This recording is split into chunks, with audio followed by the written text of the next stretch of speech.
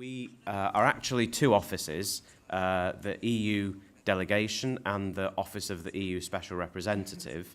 On the side of the EU delegation, we are in effect the embassy of the European Union to Bosnia and Herzegovina. So as well as there being embassies of individual member states to Bosnia and Herzegovina, also on behalf of the European Union as a whole, we perform embassy functions for the EU as an organisation. So that means we pass messages from the institutions in Brussels to the institutions in Bosnia and Herzegovina.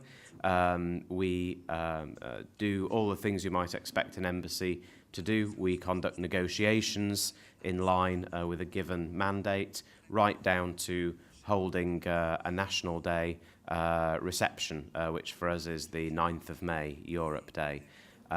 We obviously monitor the situation in the country so far as it concerns European Union matters, and we report back on that to the institutions in Brussels, primarily the European External Action Service, the diplomatic service of the EU, and the European Commission as the executive arm of the European Union.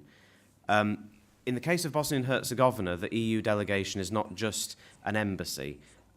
Because Bosnia and Herzegovina has expressed a will through signing a stabilisation and association agreement to join the European Union one day, to become a member state, there are some additional things the EU delegation does. Obviously, we monitor the progress of Bosnia and Herzegovina in bringing its legislation and its systems closer to those of the European Union. The technical term for this is approximation or harmonisation of legislation. So we follow what is happening in the parliaments and what is happening in the governments of the country. In addition to that, we don't just kind of watch, we also put our money where our mouth is. And in saying that we want Bosnia and Herzegovina to join the European Union, which is a very important statement, all 28 member states are agreed that Bosnia and Herzegovina has a perspective for membership.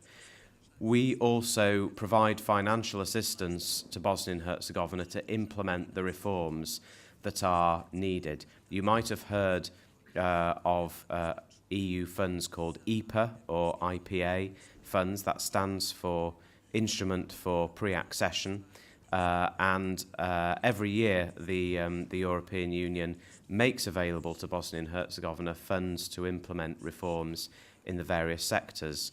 The priorities are identified together with your institutions, from the state level to the entity level to, in some cases, cantonal level, where cantons have the relevant competences.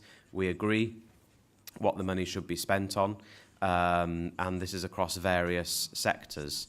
We have currently put a condition in place for the funds, and we have said that we will only provide funds where there is an agreed countrywide sectoral strategy. So these exist at the moment for areas such as social development, rule of law, justice. There are various others.